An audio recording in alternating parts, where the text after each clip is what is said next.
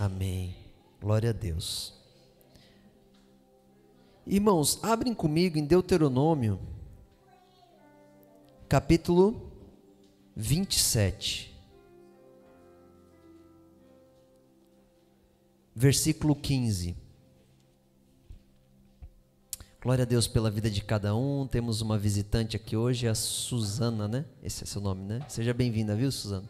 Fique à vontade. Temos uma outra visitante em dia de semana, que é a Jaque também. Glória a Deus. Glória a Deus. E o povo que sempre está com a gente. E o povo lá atrás também do fundão. Vocês viram que tem duas mesas ali, irmãos, com um quadrinho? O Senhor falou comigo que é para nós prepararmos a igreja para o pessoal meditar na palavra de Deus, amém? Existem dois tipos de meditação na palavra de Deus, pelo menos. O primeiro é a meditação espontânea. Você vai pegar um texto da palavra de Deus, depois de descobrir o que ele diz, e você vai deixar o Espírito de Deus revelar para ti como isso se aplica na tua vida. Mas isso não é rápido, isso precisa de um tempo de meditação. Charles Spurgeon, que é um avivalista do século XV, ele falava: eleve o teu coração ao alto e peça para o Senhor, revela-me o que está escrito nos dias em que eu vivo. Então, esse é um tipo de meditação. E tem a outra que é chamado de exegese. O que é isso? É você pegar um versículo e arrancar tudo o que ele diz. Quando que ele foi escrito, por que ele foi escrito, qual que era o sentimento, quem que estava recebendo a palavra. Então, quando você faz a exegese, você descobre aquilo que está dizendo. Por exemplo, eu estava dando um exemplo para algumas pessoas hoje. A palavra de Deus diz que João Batista pregou arrependimento no deserto e batizou as pessoas. Batizou ou não batizou nas águas? Recentemente, a Tati e a Vera foram batizados nas águas. E por quê? Por causa desse ensinamento. Mas ele diz, o texto diz que João Batista batizava para que as pessoas tivessem frutos. Aí se eu perguntar para ti assim, quais são esses frutos? O que ele estava falando? 80% da igreja não sabe dizer.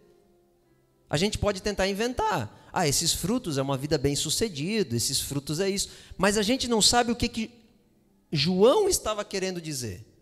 Então a exegese é isso, você lê um texto e você vai estudar esse texto até descobrir o que ele estava querendo falar. Entende isso? Então quando Jesus fala assim, é mais fácil um camelo passar pelo buraco de uma agulha do que um rico entrar no reino dos céus. O que Jesus estava falando? O buraco de agulha para nós hoje é uma agulha que a gente costura, naquela época não era. A agulha era por uma porta em que passavam os camelos. Então a gente precisa compreender o contexto histórico. Glória a Deus, olha aí, o povo chegando em peso aí. Mas quem tem Kombi é assim, quando chega cheio, né? Aleluia. E então o buraco da agulha, irmãos, vocês que chegaram agora, eu estou falando acerca daquelas mesas ali atrás, amém? Glória a Deus, a Mari chegou também, aleluia. Vão se ficando à vontade, irmãos. Então, nós precisamos entender o que o texto diz, amém? O que o texto está dizendo? A gente tem que entender essas coisas, senão a gente nunca vai entender a Bíblia. Irmãos, existem seitas hoje porque as pessoas não fazem uma exegese de qualidade, então as pessoas inventam. Entende? Então, por exemplo, tem uma palavra na Bíblia que diz assim, a mulher adúltera. Então, que era para pegar a mulher adúltera. E aí um cara, por falta de interpretação, ele entendeu que era assim, pega a mulher e adultera, por causa de um acento. E ele fundou uma igreja em cima disso. Em cima do princípio de adultério. E não é brincadeira, vão pesquisar que vocês vão achar, isso está até no Google. Que loucura! Isso aí é por quê? Porque a pessoa não fez uma exegese, ela não aplicou a regra de português, ela não descobriu o que o texto estava falando, amém? Então tem dois tipos, tem a exegese, que você descobre o que o texto está falando, para quem que está sendo a profecia, o que estava acontecendo. Por exemplo, eu estudando essa semana, eu descobri que João, o apóstolo João, tinha 17 anos.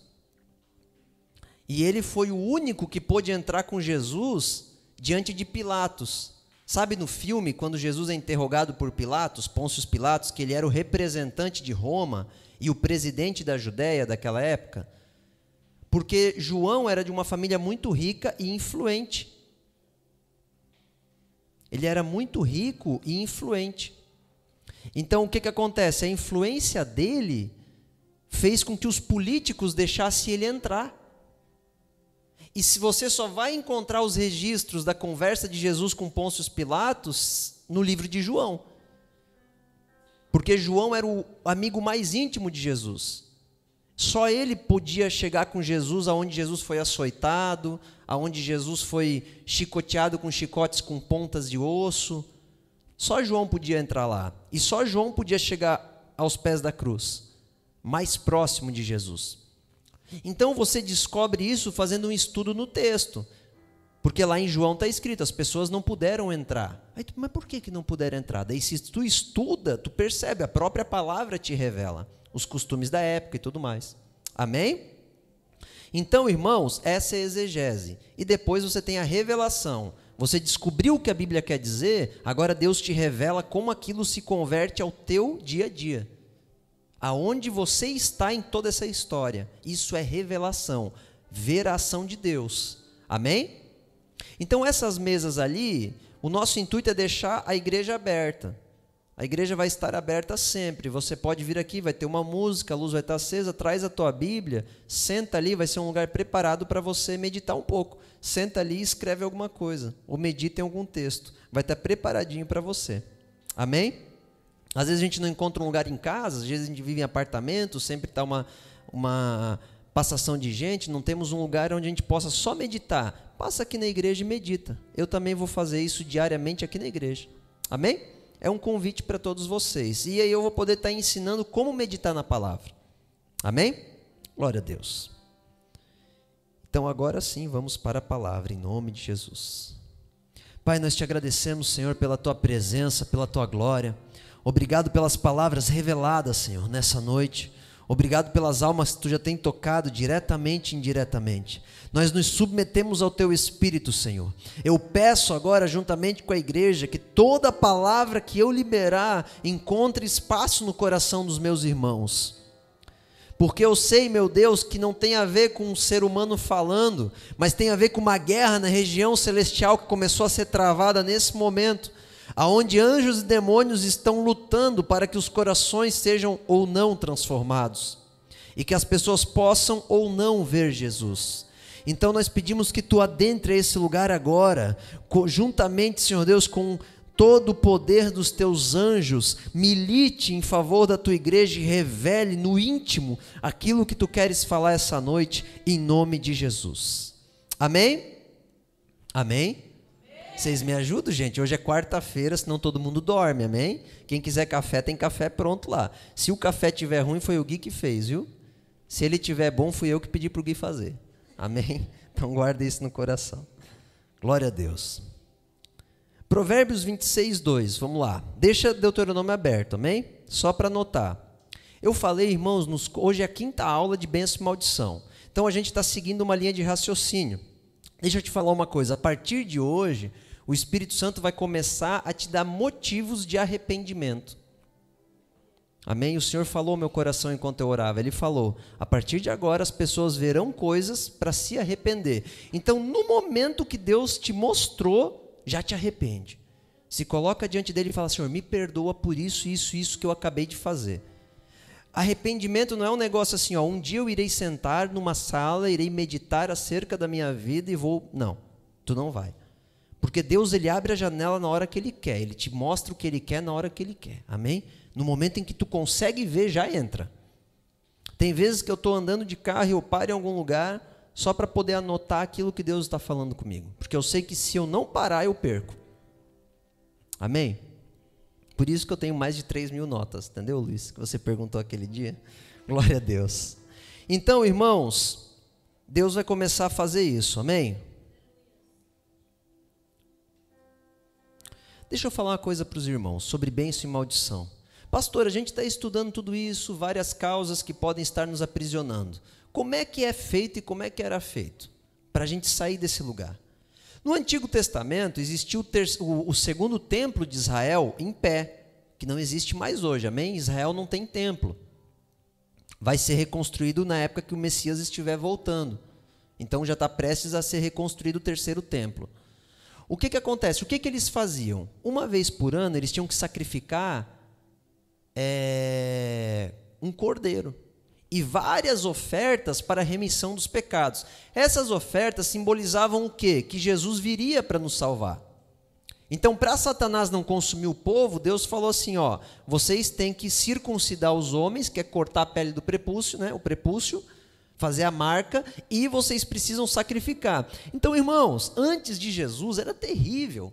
Eu tive lá em Israel, coisa mais horrível, os caras sacrificando cordeiro. É uma sujeira, é sangue para tudo quanto é lado. Tinha que ver que horror quando eles cortavam o intestino. Meu Deus do céu, aquele negócio todo se espalhando, fedia muito. O lugar de arrependimento era um lugar que fedia, porque eles tinham que sacrificar, era sujo, sabe? Era ruim, era muito sangue derramado, era muito trabalho. Mas então Jesus veio, e ele se entregou como cordeiro perfeito, sem mácula. E a partir de agora, como ele foi um sacrifício perfeito, e ele cumpriu todas as exigências da lei de Deus para que uma pessoa pudesse vencer o diabo, a morte não foi capaz de sustentar ele no inferno, porque a morte é um anjo, amém? O anjo da morte. A morte não é quando tu morre, a morte é um anjo que ele te ceifa. Então, por isso que há muitas pessoas que eu já vi morrendo na minha frente, quando a gente repreende o anjo da morte, a pessoa volta. Eu já vi várias vezes isso. Porque a morte é um anjo. Então, irmãos, não é à toa que tem aquelas figurinhas do capuz preto com uma foice na mão. Isso não é uma coisa que inventaram do nada. Isso tem fundamento, amém? Então, Jesus não foi capaz, a morte não pôde, porque só podia ficar no inferno quem merecia, Jesus não pôde. Então, agora, Jesus falou assim, a partir de agora, eu sou dono da morte, eu decido quem morre. E Jesus fala, todos morrerão, contudo, aqueles que se unirem a mim, jamais morrerá. Então Jesus nos propôs um casamento. A gente está na véspera de casamento do Eric e da Tati. Quando a Tati casar com o Eric, entre aspas, ela vai ser propriedade do Eric. Ela passa a ser da linhagem do Eric. Tudo que ela gerar não vai mais ser ela, vai ser ela e o Eric. E há uma tradição que sempre coloca-se o nome do marido, por exemplo, a Suelen termina agora com Nascimento, porque ela faz parte da minha linhagem, porque é o homem que define o governo. Uma tradição. Então, por exemplo, quando Jesus veio à Terra, não foi perguntado quem era a mãe de Jesus, mas quem era o pai de Jesus, que era José. A Bíblia diz, Jesus vem da linhagem de Davi. Davi foi tataravô de José, pai de Jesus, só que foi Maria que teve o filho. Mas tudo é contado diante da visão de Deus pelo homem. Agora, quando você se une em uma só carne com Jesus, toda a herança do Eric vai ser da Tati. Ela não mereceu nada, ele escolheu ela. Assim como ele não mereceu nada dela e vice-versa, mas puxando para essa ótica, ela vai herdar tudo que o Eric tem. E Jesus tem a vida, o domínio sobre a morte. Então, quando a gente decide ficar com Jesus, se relacionar com Jesus, e isso é uma analogia, é lógico que a gente não vai casar assim, literalmente, como homem e mulher, mas é a igreja dele que ele chama de noiva, então é todos nós, não é só eu. Nós não vamos poder ser mortos, porque sobre as nossas costas terá o nome Nazareno. Né? Jesus de Nazaré, ou Yeshua. Nós vamos carregar o sobrenome de Jesus. Amém? Quando nós carregar o sobrenome de Jesus, a morte não tem mais domínio. Por isso o batismo, por isso que nós tivemos que mergulhar a galera lá no rio, no Encano, para voltar, porque a pessoa está dizendo, eu morri agora e eu faço parte de Cristo, eu não defino mais a minha vida, o meu noivo define. Amém?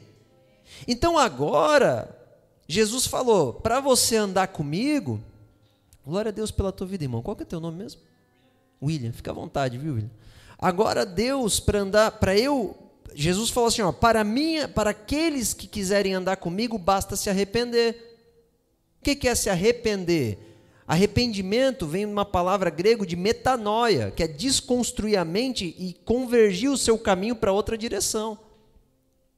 Então, a partir de agora, basta você reconhecer o que você fez, falar: Senhor Jesus, eu me arrependo.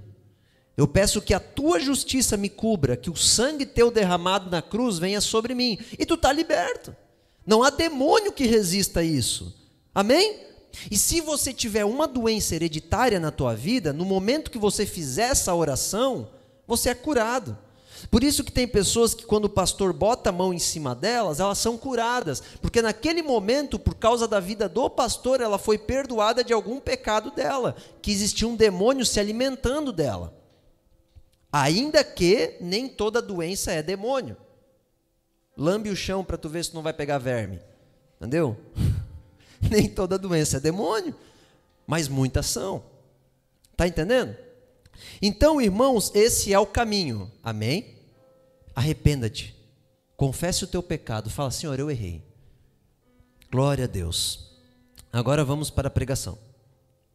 Eu tenho dito para vocês coisas que nos levam à maldição, a ativar a maldição sobre a nossa vida. Uma delas é a adoração de falsos deuses. Lembra que eu falei na última quarta? Então, se você colocar, eu até usei o exemplo do Eric de novo, eu falei: se eu bater uma foto do Eric, se eu bater uma foto de um macaco comendo banana e botar o nome do macaco, Eric Lorenzini, é uma ofensa ao Eric. Ou botar Daniel Pereira, é uma ofensa ao Daniel. Assim é uma ofensa a Deus quando a gente reduz ele a qualquer falso deus na terra. Amém? A qualquer imagem, a qualquer coisa. Por isso que a gente não pode ter imagens de Deus, de forma alguma, nem pendurado numa cruz. Amém? Glória a Deus. Então eu falei sobre isso. Agora hoje, irmãos, eu quero estudar mais um pouco acerca disso. Não há maldição sem causa. Toda maldição sobre a nossa vida pode ser revogada. Amém? Só que ela tem uma causa. E a causa, ela vem hereditária. Deus fala, até a terceira ou quarta geração dos pecados da tua ascendência, você vai sofrer. Então, tu tem que te arrepender por eles. E é interessante, irmãos, que existem outros pecados que são maldições. Leia comigo Gênesis 12, 2, 3. Olha o que Deus fala para Abraão. Abraão, eis que eu farei de ti um grande povo. Eu te abençoarei e engrandecerei teu nome. Serás tu uma bênção.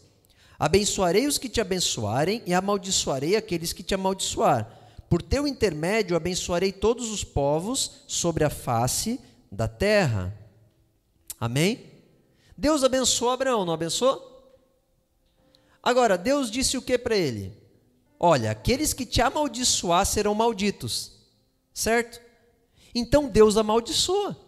Tem gente que fala: não, Deus nunca amaldiçoa. Não, Deus amaldiçoa. Se você tocar nos filhos dele, ele amaldiçoa. Ele é poderoso, porque ele prometeu para Abraão. Então, o povo de Israel, quando eles chegavam numa disputa, eles já falavam: ó, o meu Deus disse que se vocês tocarem em nós, vocês vão ser malditos. E vocês sabiam que Israel nunca sai para a guerra? Eles só se defendem. E quem se levanta contra eles é destruído. Hitler foi destruído quando estava marchando, quando queria destruir Israel. Era o intuito dele.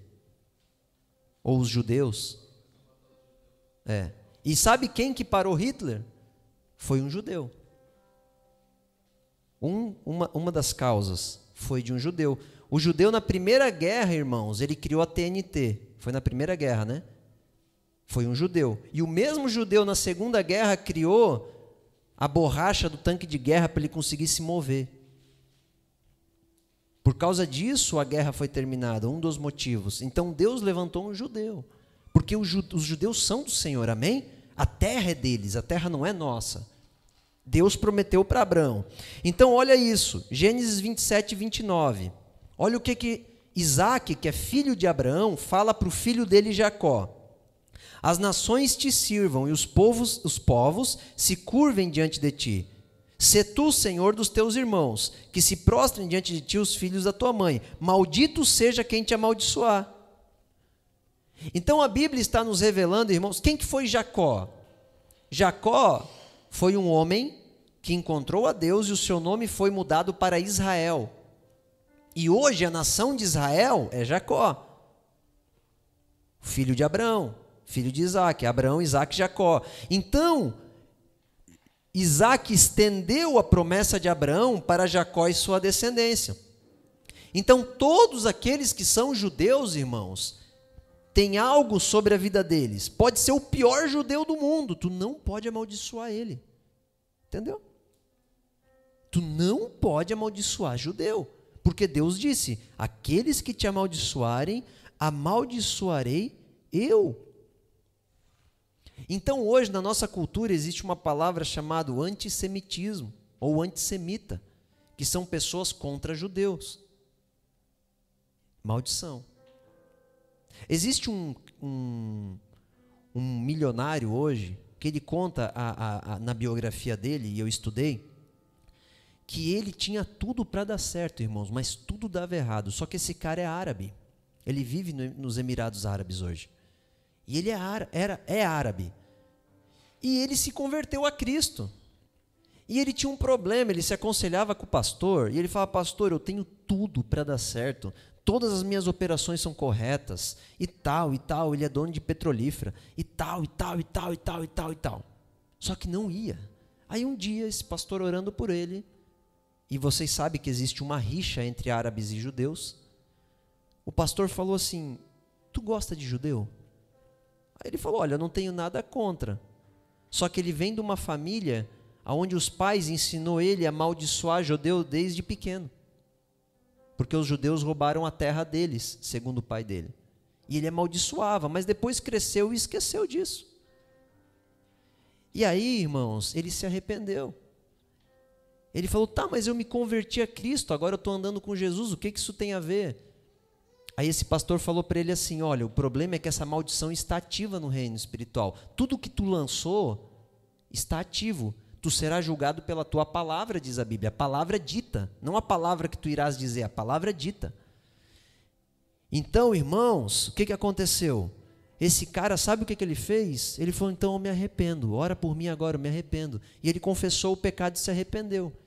Em questão de 1 mês, ele tornou-se milionário. Em questão de 6 meses, ele tornou-se bilionário. E hoje em dia é um dos donos que manda no ramo do petróleo. Um árabe que se converteu e descobriu essa maldição. Ele anda hoje junto com um dos maiores pastores, andava junto com um dos maiores pastores de cura e libertação do mundo, norte-americanos, chamado Derek Prince. Então, irmãos, toda maldição que tu lançou, te arrependa. Ah, pastor, mas eu não lembro de falar mal de judeu. Cara, te arrepende. É minha... Ah, mas eu não sei se eu falei. Não faz mal, te arrepende. Eu já me arrependo de tudo, irmão. Até de coisa que eu não sei. Eu já dobro, eu já falo: Senhor, me perdoa. Talvez eu fiz isso, pode ser que eu fiz, me perdoa. Eu errei. Pronto, não vou mais fazer. Ah, mas talvez eu não fiz, mas e teu pai? E tua mãe? E teu avô? E teu bisavô? 3 gerações. Então dobra teu joelho e fala: Senhor, me perdoa pelo meu pai, pelo meu avô e pelo meu bisavô falar mal de judeu. Me perdoa. Agora em mim vai ser quebrado isso. Amém? Para que Deus não te amaldiçoe. Irmãos, Deus não nega a sua palavra. Amém? Você está entendendo como funciona esse negócio? Glória a Deus. Agora, tem muitas pessoas, irmãos, que falam assim, ó: poxa, mas está tão complicado andar com Jesus. Depois que eu comecei a andar com Jesus, geralmente quando a pessoa começa a andar no caminho certo, ela fala essa afirmação, é muito comum: cara, parece que a minha vida agora virou de cabeça para baixo. Aí depois passa por uma onda e fica numa mansidão pelo resto da vida. Mas no primeiro momento acontece isso. Sabe por quê? Porque à medida em que o nível de revelação do Filho de Deus vai aumentando na tua vida, a tua falta de resposta vai te condenar. Porque Jesus falou assim, ó: ai daqueles que me conhecem e me negam. Então, quando a gente vai numa igreja falsa e tu tá lá dentro, Satanás ainda te domina.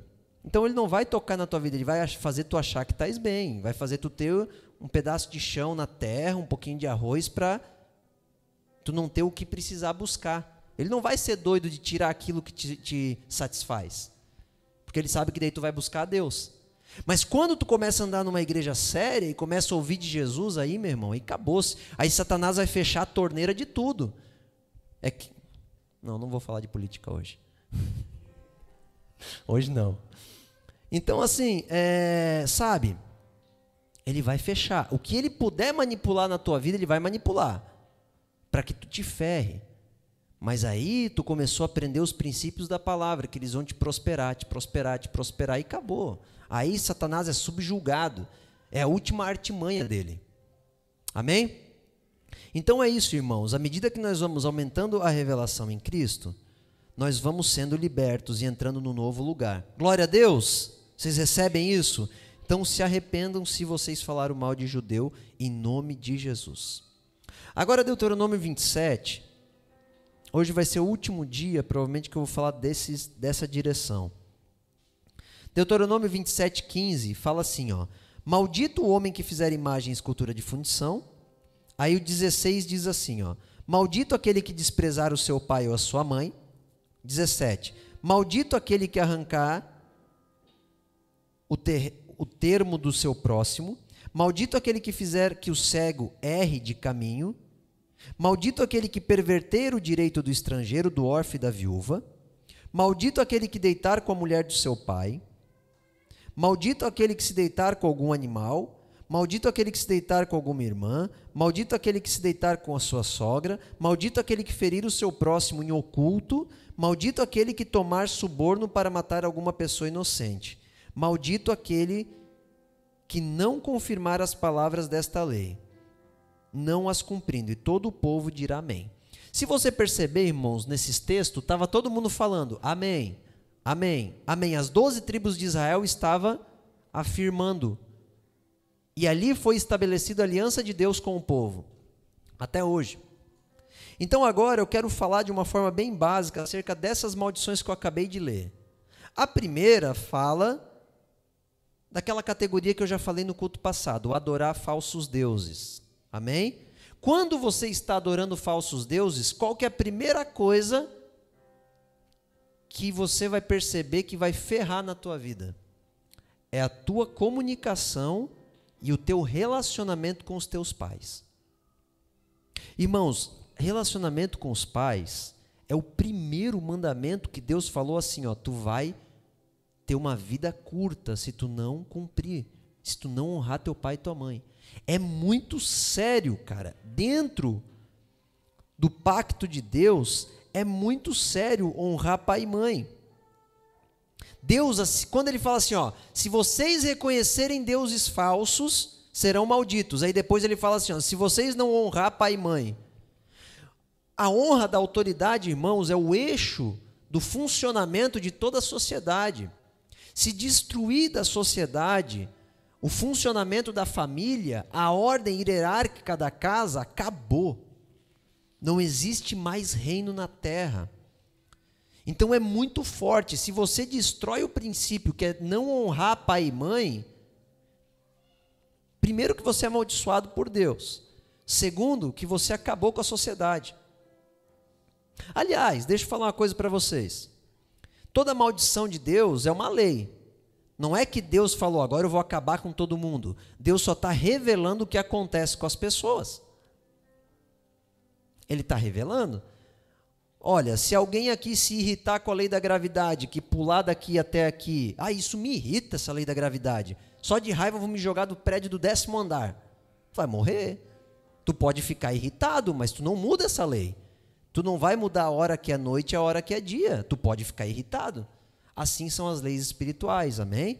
Então, tudo que eu estou falando, quando a gente quebra, nós quebramos uma lei espiritual que acaba com a nossa vida.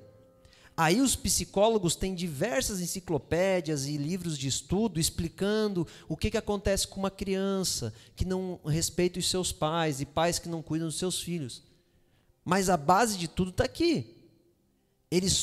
Irmãos, nada se cria, tudo se descobre. Eu não vou criar forma de me relacionar com meu filho, eu tenho que descobrir. Amém? Tudo já existe. A sabedoria. Por exemplo, o Lucas trabalha com o que, Lucas? O que você manipula lá? No forno, né? Esmeril. Tá, você esmerilha a peça? É isso? Então, ele não vai criar a forma dele de fazer. Ele vai descobrir qual que é a melhor forma de esmerilhar. E ele vai aprender com os melhores mestres, se possível. A Suelen, ela aprende a melhor forma de fazer a unha, não o que ela cria. Ela descobre qual que é a melhor maneira. Amém? Então, tudo existe o melhor. Qual que é a melhor maneira de assentar um tijolo? Qual que é a melhor maneira de arrumar um carro? Né? Qual que é a melhor maneira de eu sair de casa? É melhor eu ir viajar em julho ou eu ir viajar em janeiro? Tudo existe a melhor forma. Qual que é a melhor forma de eu passear? Para quem é empresário, nunca sai em dezembro, porque dezembro é uma loucura. Tanto para você sair quanto nas empresas. Tudo existe a forma mais sábia. Nós não temos que criar nada, irmãos. Nós temos que descobrir aquilo que já existe e viver no fluxo correto das coisas. Entendeu? Amém. Então, Deus ele vai nos revelando, olha, se vocês desonrar pai e mãe... Agora, deixa eu falar uma coisa com vocês. Muito importante, irmãos, pontuem isso no coração. Desonrar pai e mãe não quer dizer que tu não pode discordar de pai e mãe. Amém? Você pode discordar. Você pode chegar... eu, por exemplo, meu pai, meu irmão está de prova. Eu discordava com 90% do que meu pai falava, mas eu fiquei no lado dele até o último dia de vida dele, levando ele para fisioterapia toda semana. Toda semana. E ele vinha com umas histórias e falava, pai, você está viajando, tu já se converteu, muda essa cabeça, homem. Eu falava para ele, mas com amor. Eu respeitava, eu servia, eu jantava com ele. Então, você pode discordar dos seus pais, mas não pode brigar com eles. Se você perceber que um pai se levantou com ira contra você, cala a boca. Deixa ele brigar. E aí, não quer dizer que você está se omitindo. Quer dizer que você está respeitando. Amém? Agora, se ele quiser que você fale, não é isso, filho? Diz sim. Ele fala, pai, me perdoa, mas não. Eu não concordo, com todo amor do mundo. Isso é respeito. Amém? Então, tem muitas pessoas que vivem endossando tudo que os pais fazem porque, sei lá, porque acha que isso é honra, mas isso não é. Amém? Se teu pai bebe, não é bom ele beber, fala isso para ele. Se ele fuma, se ele é drogado, se ele bate na esposa, se ele, sei lá, se ele não trabalha, fala isso para ele, mas com amor. Amém? Não com ira. Glória a Deus. Zele pela vida dos teus pais. Fale bem deles. Não amaldiçoe eles. Então, irmãos, no tocante a honrar pai e mãe, é essa a observação que eu queria fazer. Agora, você percebe que ao decorrer do texto, ele fala também sobre opressão e injustiça, principalmente ao pobre, necessitado, viúvo, estrangeiro. O aborto, por exemplo. Deixa eu levantar um tema aqui com vocês. O aborto, irmãos, é uma injustiça. Por quê? Porque você está matando uma vida sem ela ter como se defender. É injustiça. Enfrenta alguém do teu tamanho. Pega uma faca, ou pega uma agulha, ou pega um remédio e faz alguém do teu tamanho tomar. Mas não vai fazer uma criança que ela não tem como se defender. Isso é injustiça. Entende? E uma mãe que aborta não deixa de ser mãe. Só que ela vai ser uma mãe assassina. E não vai ter o filho, mas ela continua sendo mãe. Então o aborto é uma causa. E é interessante, irmãos, olha que espírito do capeta, porque a pessoa é pró-aborto e faz campanha para abortar, mas faz campanha para resgatar cachorro abandonado na rua. Não é verdade? Aí a pessoa faz campanha contra o preconceito homossexual e tal, mas é pró-aborto. Como é que pode? É demônio, isso não tem sentido. A pessoa não está medindo com a mesma moeda. Amém? Então, sempre que nós agimos com injustiça, irmãos, nós abrimos um leque de maldição. Então, isso aqui é clássico. Começa um rapaz novo lá na empresa. Eu já sofri quando eu era novo. Eu entrei na empresa, os caras fizeram eu entrar. Não, tu tem que ir lá arrumar. Eu era mecânico de máquina, né? Aprendiz. Tu vai lá e arruma lá dentro de tal sala, tal coisa. Irmãos, eu nunca tinha visto um gerador de energia na minha frente. E os caras me trancaram dentro do gerador e ligaram ele. Eu pensei que ia morrer. Mas eles se aproveitaram da minha... O Júnior está dando risada, né? Tem cara que tu faz isso com os novos da tua empresa, hein? Irmãos, não avacalha com os caras novos da tua empresa, cara. Não faz isso. Ah, mas é brincadeira. Mas é injustiça. Tu estás se aproveitando da ingenuidade dele. Ter senso de brincadeira é uma coisa. Eu quase morri naquele dia, desespero, vocês não estão entendendo. Mas ou aquele negócio lá, o cara pega e fala assim, pega lá para mim o esquadro redondo, por exemplo. Aí o cara fica o dia todo procurando, ingênuo, não tem conhecimento. Eu acho que o sogro já fez isso também, não sei não, se arrependeu. Tá rindo. Entendeu? Então, cara, a gente tem que se arrepender. Por quê? Porque a gente está sendo injusto, a gente está se aproveitando da ingenuidade do cara e fazendo os outros rir. Sabe, irmãos, injustiça é utilizar os nordestinos como massa de manobra. Aí, ó. A vitória é uma. Sabe, o povo...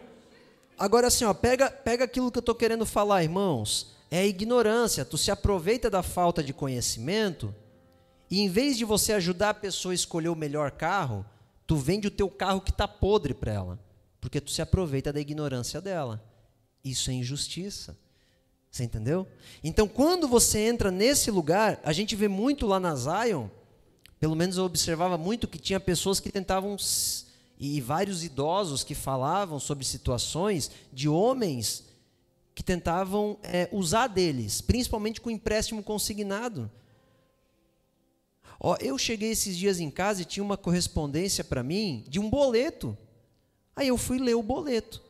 Aí o boleto dizia assim, se você pagar lá, bem pequenininho, se você pagar esse boleto, você está contratando o serviço de crédito, tal. Cara, como os caras mandam um boleto para mim? Injustiça. Se eu fosse um idoso que não tivesse muita capacidade de intelecção, de perceber o que estava acontecendo, eu ia achar que o meu nome ia ser manchado, eu ia pagar o boleto e depois eu ia atrás. Só que eu não ia conseguir meu dinheiro de volta, porque está escrito lá. Que se eu pagar o boleto, eu contratei o serviço. Então, olha que terrível, como a gente vive nesse meio. Então, todo tipo de manipulação é injustiça. Fracos, necessitados e oprimidos. Um dia você pode estar... Você percebe, irmão, quando tu está numa situação que tu compreende tudo. E a pessoa não compreende nada. Tu pode ser injusto com ela. Ou não. Amém? Então, nós temos que cuidar, porque isso traz maldição. A Bíblia diz que nós ativamos maldição sobre nós. Agora, depois disso, ele começa a falar sobre o sexo ilícito. Sexo com animal, né? Adultério, sexo, enfim, com os pais, coisas assim, incesto. Irmãos, deixa eu pontuar algumas coisas acerca do sexo. A criação do sexo, ele é um presente de Deus. Amém? Por muito tempo as religiões falaram que era um pecado. Tem pessoas que os caras que faziam sexo tinham que fazer jejum depois. Olha que absurdo. O sexo foi criado para a consagração do homem e desfrutar. A Bíblia nos ensina, se você estudar a fundo, que o homem e a mulher, quando tem a prática de relação sexual, que deveria ter todo dia, se possível, eles ficam consagrados, porque eles reforçam entre eles... O que o Vitor está rindo, gente? Ó... O Vitor está rindo, ó. Vai lá, ri no culto que eu vou te expor, irmão. Pode rir, vai lá. Um dia nós vamos ministrar para casal, aleluia, vai ser uma benção. Então, irmãos, por quê? Porque consagra o homem e a mulher. Guarda o coração deles, porque é consagração, a Bíblia diz isso, santificação. Agora, também é um desfrute. Tu não precisa, tem gente que não, eu só vou me deitar para ter relação quando é para ter filho. Isso não existe, cara. A Bíblia não é para isso. Também é para isso, mas não é só para isso. Amém? Então, agora é muito interessante, porque ali tu percebe que Deus, ele fala do sexo, mas ele não impede, mas ele bota limites. E agora é um princípio muito interessante. Porque Deus começa... Irmão, assim como a panela foi feita para o fogo, Assim como a panela foi feita para cozinhar uma comida, um cavalo foi feito para galopar ou para você comer a carne dele, né? Por exemplo, na Mongólia é normal comer carne de cavalo. Aqui não, né? Mas lá é. Ele serve para isso. Ele foi feito para isso. Para viver no reino animal e tal. Assim, os cavalos, uma vez eu estava conversando com o Dani, eles mudaram toda a história. As pessoas, por causa dos cavalos, elas conseguiram avançar para lugares que elas não conseguiriam sem o cavalo, ou o camelo, enfim. Deixa eu falar uma coisa para vocês. Assim como cada coisa foi criada, o sexo também ele foi criado de uma forma. Então Deus, ele bota limites. Por quê? Porque o homem estava pervertendo e corrompendo a prática benéfica do sexo. Então aqui, por exemplo, Levíticos 18, 22, Deuteronômios 18, 12,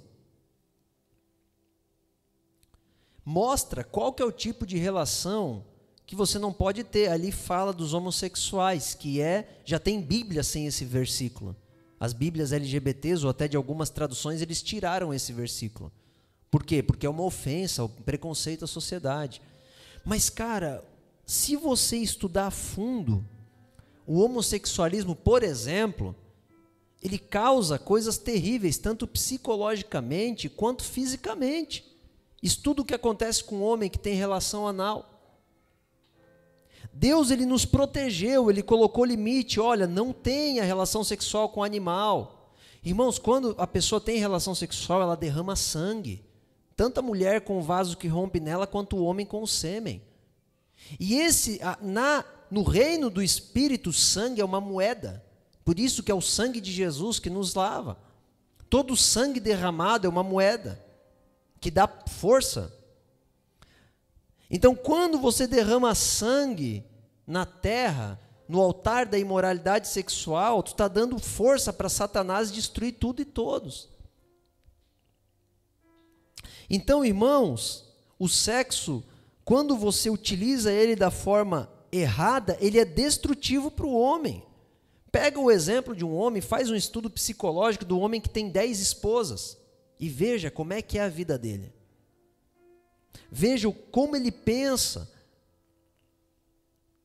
Então existe um princípio no sexo, e é isso que as pessoas se perdem, elas se confundem. Ele é bom dentro de uma aliança de casamento, dentro de um amor mútuo, dentro de uma vida sarada.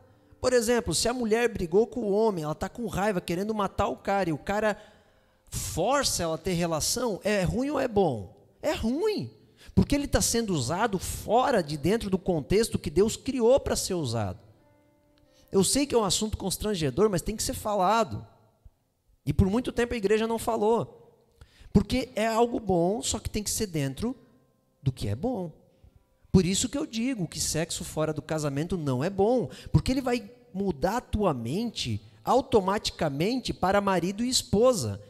E num namoro, o homem não é marido e a mulher não é esposa. Ninguém é posse de ninguém. Ninguém deve a ninguém. E aí você vai ter um entrelaçamento na tua alma terrível. Então, irmãos, o que eu quero que você entenda é que, por exemplo, o dinheiro é bom. É bom. Só que se você deixar a tua família ir embora por causa de dinheiro, o dinheiro é ruim. Então, o dinheiro é bom até você corromper o uso dele. Então, Deus ele deixou leis sobre o sexo para você respeitá-las. Ele está dizendo o negócio seguinte: se tu ter sexo com a tua irmã, é um problema para a tua vida. Se tu trair a tua esposa, é outro problema para a tua vida. Se você... é outro problema para a tua vida. Isso é detestável, isso arrebenta com a tua vida, isso faz tu ficar alienado em práticas diabólicas. As pessoas são extremamente perturbadas. Eu aposto contigo.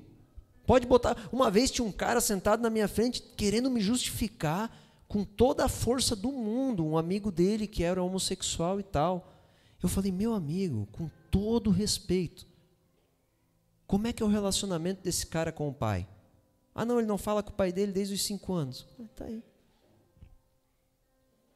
Está aí. Ele tem tanta raiva de homem que ele não quer ser homem. E isso está impresso no coração dele. É uma perturbação, só que daí as pessoas estão buscando sustentar isso através de movimentos. Amém? Então, irmãos, as coisas que são reveladas, eu já estou terminando, últimos 5 minutos. Deixa eu terminar para falar um conceito para você. As leis de Deus revelada, tudo que você não cumprir vai te destruir. Assim como você se jogar de um prédio, tu morre. Amém? Aí tu pode perguntar, tá, vamos lá, agora vamos entrar num assunto de cosmovisão. Por que que eu existo? Por que que eu fui botado na terra? Para pensar uma coisa, Deus criou uma terra, uma dinâmica de vida e te botou aqui dentro. Aí a pessoa amargurada fala, mas por que raios Deus me criou? Eu poderia estar muito melhor se eu não existisse. Não é? Para que eu vou toda quarta-feira ouvir o pastor falando que eu tenho que ser transformado? Sabe, irmãos, tudo que Deus criou, a palavra diz que é bom. Tudo. Deus criou o melhor universo que qualquer mente poderia conceber para nós viver. Tudo que Deus fez, a Bíblia diz claramente é bom. Mas quem perverteu? O homem. Deus colocou o homem no jardim do Éden, deu tudo para ele, as maravilhas do paraíso. Falou, cara, viva, só não come do fruto. Porque se Deus não tivesse colocado o fruto, ele não ia dar espontaneidade, o livre-arbítrio para o homem. Ele falou, cara, pode viver. Só que tudo se corrompe quando o homem se corrompe por dentro. Por isso que Jesus é o cumprimento da profecia de Jeremias que diz assim, chegará o tempo em que virá aquele que escreverá nas tábuas do vosso coração. Porque Jesus está resgatando o homem que caiu por dentro. Jesus não quer mudar nada fora, irmãos. Fora o mundo é perfeito. O problema é o homem, porque ele caiu por dentro. O homem, ele deixou de ser bom. Então Deus fez coisas gloriosas para você viver, amém? Deus quer que tu viva, cara, que tu conquiste, que tu multiplique, que tu avance, que tu seja uma referência na tua casa, na tua cidade. Deus quer que tu acorde alegre, vença os desafios, cresça, lidere os teus traumas, passe para o próximo nível. Deus quer isso da tua vida, porque Ele fez tudo perfeito. Ele fez as estrelas para tu contemplar, a lua, Ele fez o sol para você ver o nascer do sol e o pôr do sol. É tanta coisa maravilhosa no universo. Ele fez as leis do sucesso para tu viver. Só que o problema não está em tudo que Deus criou e porque colocou a gente aqui, mas está naquilo que nós estamos vendo e buscando. Nós pervertemos tudo. Então, irmãos, Jesus veio resgatar a criação. Jesus não veio resgatar o mundo. O mundo ele vai queimar. A Bíblia diz que o mundo vai virar em chamas. Ele veio resgatar o homem, do próprio homem, da própria mente. Abraham Lincoln, ele falava assim, a liberdade dos Estados Unidos começa na liberdade individual na sua casa, no seu conhecimento, na sua busca pela inteligência. Se o homem não muda, uma nação não muda. Tudo isso tem a ver com o homem. Eu estava na África, nos lugares mais exóticos que você pode imaginar, mas era podre aonde tinha homem. Por quê? Porque o homem perverteu o sexo, perverteu o dinheiro, perverteu as posses, relacionamento, casamento, o alimento. Já viu que o nosso alimento é pervertido? É tudo açúcar hoje em dia e trigo. Pervertido, isso te destrói, isso te arrebenta.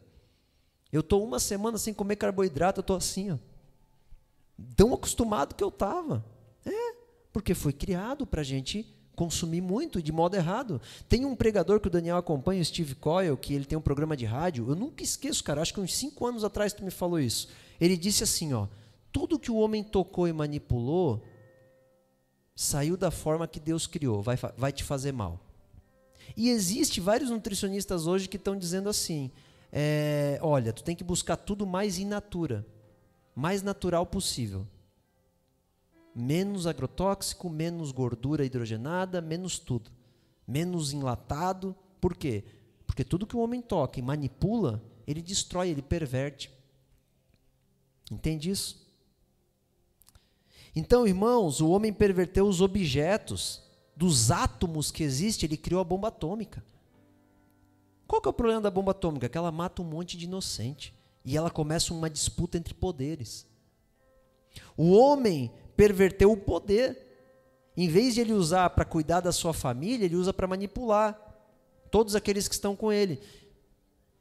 Então, um empresário que é super poderoso, por exemplo, Luciano Hang. Luciano Hang, eu não conheço os problemas dele, mas uma qualidade eu conheço, ele trabalha de alguma forma pelo Brasil. Ele está fazendo um bom trabalho, gerando bons empregos, capacitação. É um cara que até então eu admiro.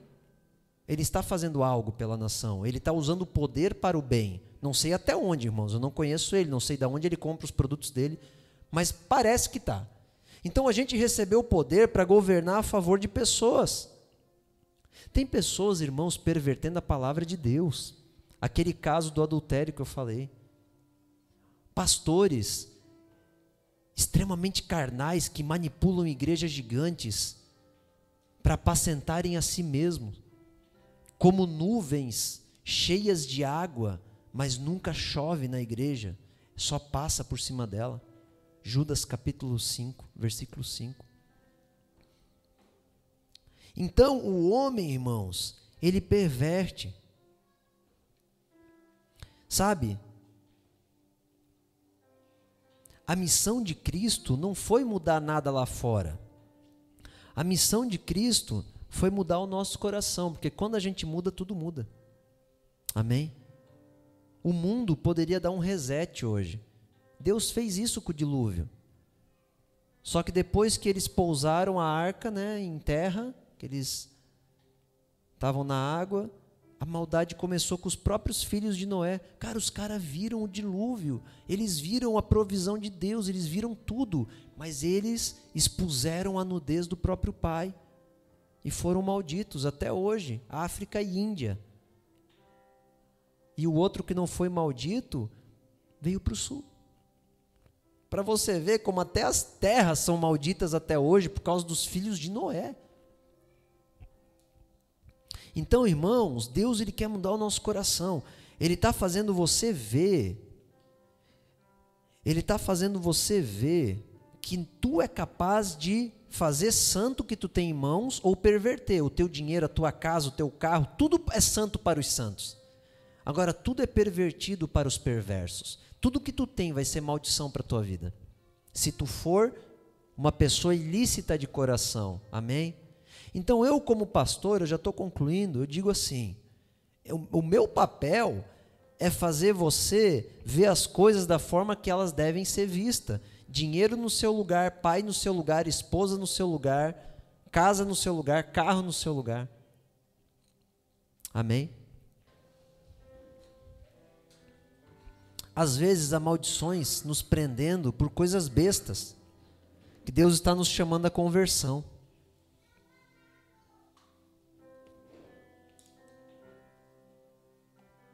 Quero convidar o Daniel aqui na frente.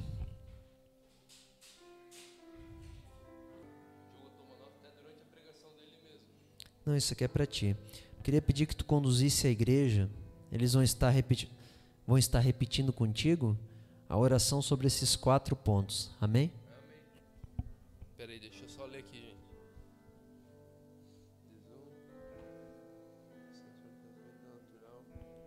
Amém, irmãos. Isso aqui que o pastor Marco está ensinando,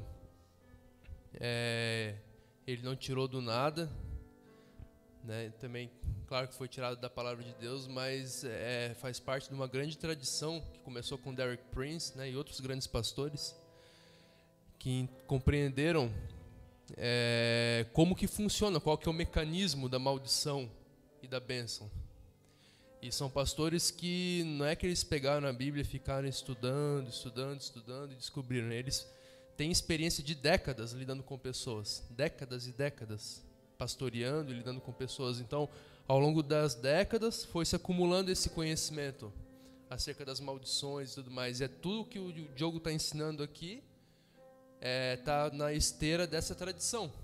Então, às vezes parece, de onde que o pastor tirou isso? Se você for estudar, você vai ver que tem nas costas dele, do que ele está ensinando aqui, é baseado no que grandes pastores, grandes estudantes, estudiosos mesmo da palavra de Deus e pesquisadores, e gente que liderou pessoas e lidou com maldições e passou por toda sorte de situação extrema, né, durante décadas, desenvolveu ao longo dos anos e colocou em livros e comunicou a nós. E agora o Diogo começou a ler em inglês também, então se abriu o horizonte dele também, né? Muito. Então não é do nada, irmãos. Então essas orações que a gente faz, em que a gente repete diversas coisas acerca das maldições, não foi o pastor Marco que inventou, né? O maior pastor, pelo menos o pioneiro, né? Nesse, digamos, reavivamento do entendimento acerca da palavra de Deus, que é o Derek Prince, ele fazia isso nos cultos dele. E a repetição é errada. A Bíblia não Jesus fala, né? Não fazeis vãs repetições. Mas o que a gente está fazendo aqui é repetir com o entendimento, não é vão. É repetir com o entendimento, você está repetindo com o pastor no momento. E tem outra, se você depois, quando você orar para Deus, você não reafirmar isso, vai ser perdido. Não adianta nada, não é que aqui nós vamos repetir, então, né, como o Papa, eu declaro você salvo, né? Eu declaro a maldição. Né? Estou fazendo o gesto aqui de brincadeira, tá, irmãos? Porque se faz com a mão direita, que se fizer com a mão esquerda está errado. Então, se fizer com a mão esquerda é satânico, se fizer com a mão direita é de Deus. Então vamos lá. Então faça com a consciência de que é uma repetição agora, mas é que é um ato e uma oração que você vai ter que reiterar, você vai ter que repetir para Deus e reafirmar depois, amém?